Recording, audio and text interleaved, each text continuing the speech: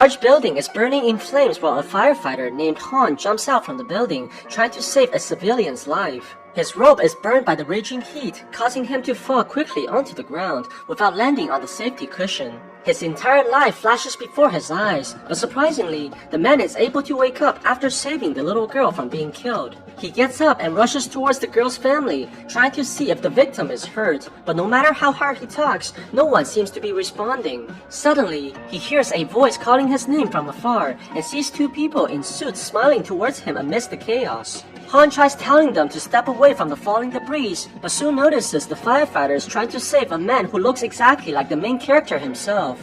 The woman named Chun tells Han that he's a paragon before he died, and they're here to assist him through the 7 trials of judgments. The other guardian called Mag tells him that their leader is waiting for them before the gates towards the trials, and they have to go there right now. Han has trouble taking all this information in, and slowly walks away while looking at his comrades mourning over his dead body. He screams that he can't die right now as he wants to see his mother, but the man's body began levitating in the air towards the giant portal. Han continues shouting about seeing his mother, while the guardians are touched that he's so caring towards his parent even after death.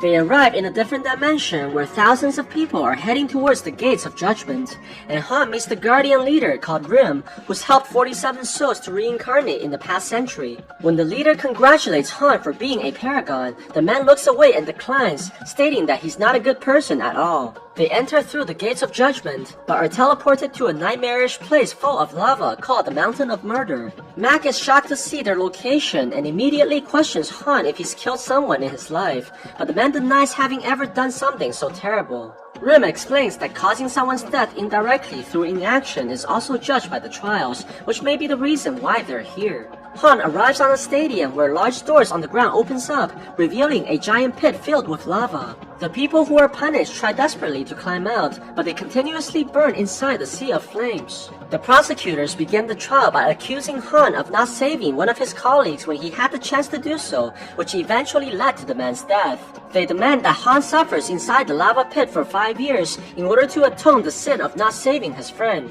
Rim defends the man by requesting to closer examine on what really happened at the incident. Apparently, Han did try to desperately save his friend at the scene, but they couldn't move the stone that the firefighter was trapped under. After realizing the hopeless situation, his colleague told him to leave and save the other civilians instead. Because of Han's decision, he was able to save 8 people that night.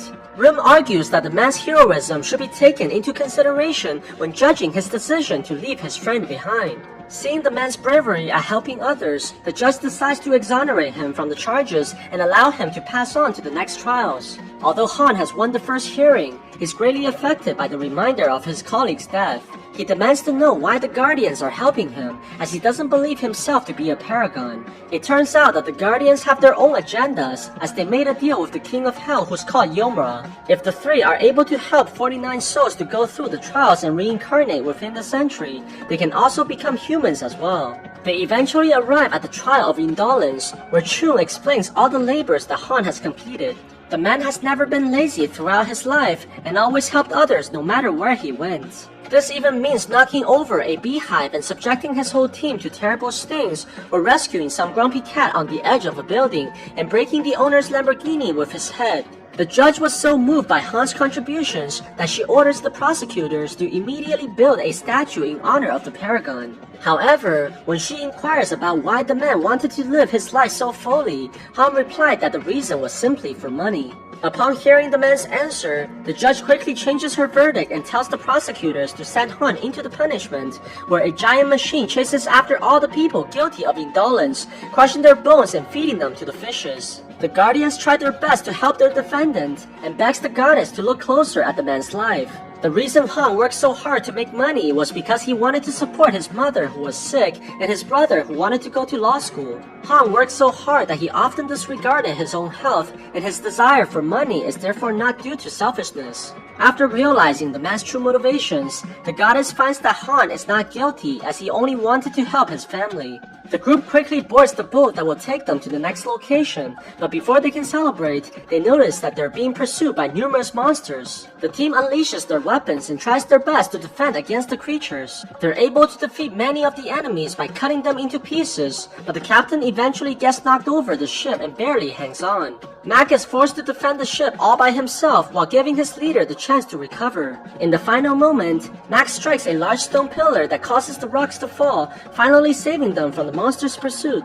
The man explains that this can only happen because the family of Han has died and became a vengeful spirit. In order to stop other monsters from pursuing them in the future, Rim decides to visit Han's family in order to find out the truth about what happened. He goes to Han's residence and notices that the mother is clearly alive. This can only mean that it was the brother Su who died and turned into a vengeful spirit. The evil aura tries to run away while the guardian chases closely behind. Rim tries to stop the spirit by catching and using his weapon, but the ghost manages to avoid the attacks from behind. The two eventually clashes together and knocks the guardian away, allowing the spirit to disappear as Rim looks desperately for his prey. The guardian follows the trail to a military base where he noticed the soldiers talking about Su and referring to him as a deserter. What's even more curious is that the captain and one of his fellow soldiers is clearly hiding something. Rim disguises as a colonel of the army and proceeds to question the captain about Su, accusing him of killing the man. Surprisingly, the captain begins blackmailing the guardian out of fear, which further confirms that he's responsible for the brother's death. On the other side, Han is being questioned by the goddess of deceit and accused of writing numerous false wills and testaments for his colleague, which he failed to save earlier. He gave these writings to the man's daughter, lying to her by pretending to be the girl's father. The goddess immediately orders the man to be tied up and prepares to punish him by cutting off his tongue. Luckily, Rim is able to connect to his team through telepathy and argues for Han's actions. It turns out that he also wrote false letters to his mother, lying about how great his life is and how wealthy he became. Rim argues that these are all attempts to comfort the people that he cares about by providing them hope that reality can offer and allowing them to live on. Upon realizing that Han did all this in order to provide others a reason to live on, the deity forgives the man's crimes as the intentions were never to harm.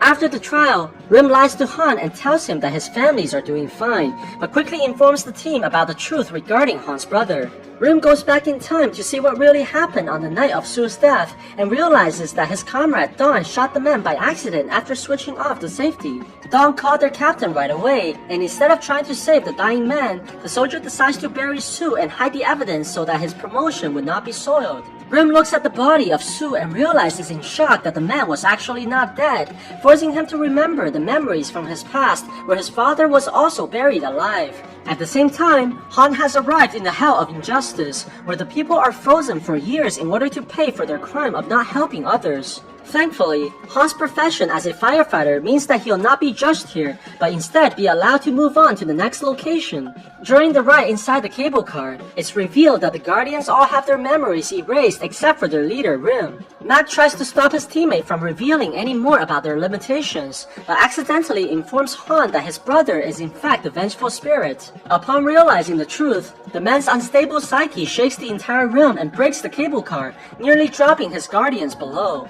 But Han is able to pull himself together in the last moment and offers to help his teammates. The three eventually arrives in the hell of betrayal, where a beautiful goddess judges the people who betray their loved ones by trapping them in a mirror and shattering the victims. Luckily, Han was a paragon in his lifetime and did not betray anyone, allowing him to move on safely from this location as well. At the same time, Rim is able to find the vengeful spirit in the nightclub where he's trying to kill one of the soldiers who buried him alive. The Guardian chases after Su right away, and they fight continuously in the air while flying through the city. Rim is able to capture the spirit by setting a trap and tying him onto the building using a magical rope. The Guardian tells the spirit that he needs to forgive his killers in order to be reborn, or else he'll be destroyed forever. But this only served to remind Su about how he was buried alive and betrayed by his best friends, causing him to scream in rage and break free by creating a massive shockwave.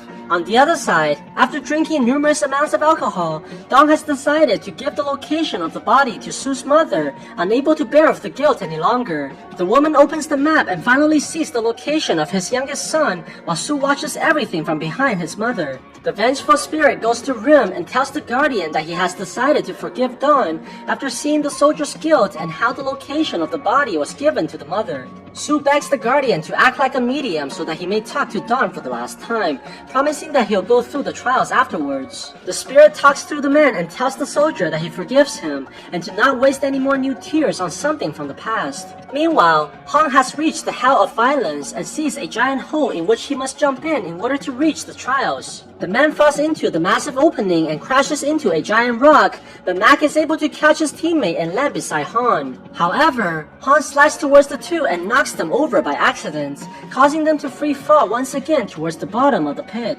Mac rushes towards the two while Han is able to grab the girl and tries to save her from the crash just like before he died. Surprisingly, their fall is quickly stopped at the last moment after reaching the bottom. The trial of violence begins and the prosecutors accuse Han of beating up his brother in high school. This action was especially unforgivable as the young boy was suffering from malnutrition due to how poor the family was at the time. In fact, Han never sought out forgiveness after the fight as he ran off away from his family the very next day and never went home ever since. The judge decides quickly that the man is guilty of violence towards his own family and plans to send him into a pit where people are constantly hit by rocks as punishment. Seeing that Han is about to be sentenced, Chun quickly demands the judge to hold off the conviction and look at the final trial together with the current one as they're closely related. This play is very risky as it requires the Guardians to forfeit their powers in the afterlife if Han was found to be guilty on the next trial. Unfortunately, the Guardians quickly learn the truth about what happened on that night of the fight. Su woke up after seeing his brother kneeling before their mom and demands to know what Han was doing, but soon finds out that the boy was trying to kill his own mother using a pillow. Su tried to stop his brother immediately, which caused Han to eventually drop the pillow and begin punching the young boy continuously with anger. It turns out that Han felt very hopeless at the time of his life as their family was so poor and his mother was gravely ill. The only way he believed that can end their suffering was through death and nothing else. This is also why he felt extremely guilty afterwards and ran away from home, never returning to his family ever again. After hearing this, the Guardians become hopeless as they realize that there is no way they can win the trials now, especially in the final hell of filial impiety. At the same time, Rim is trying to bring Su towards his body so that the spirit can finally begin the journey towards reincarnation as well. When they arrive at the military camp, Su is surprised to see that his mother is here, begging the soldiers to bring her to her son's body. The captain of the army sees this and rushes towards the woman, ripping her sides into pieces and pushing her onto the ground, causing her to faint in the exertion. Su sees that his mother is being attacked by his killer and becomes engulfed in rage, quickly turning into the vengeful spirit that he was before. He breaks free from the restraints and grabs onto the Guardian, throwing the man away using tremendous force. Su's fury becomes so intense that he turns into a giant tornado, engulfing all the soldiers in the area and opening a gateway towards the afterlife itself. The vengeful spirit tosses everything around and creating massive chaos, while Rim tries desperately to save all the people from being killed. Luckily, Mac is able to charge into the living world through the portal and launches at Su, breaking away the giant statue and stunning the enemy. Rim takes the chance and charges in as well, capturing Su using a magical rope and finally putting a stop to the rampage. Meanwhile, the trial of Han begins at the other end as King Yomra himself decides to be the judge for the case. The deity charges the man with attempting to murder his own mother and beating his brother in such a desperate time. The king also reveals that Han's mother actually knew about her son's attempt to kill her,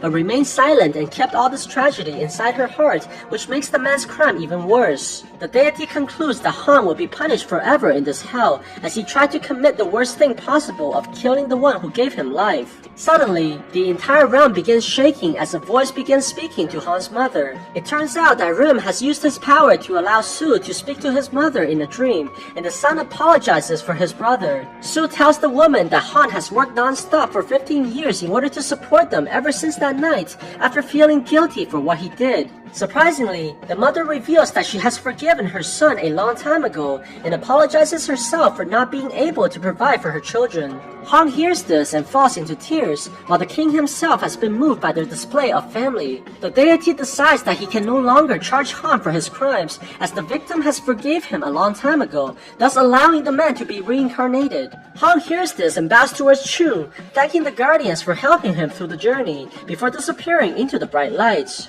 Back in the mortal realm, Rim has decided to bring Su as their 49th reincarnation, planning to achieve their deal for the king so that they can be reborn as well.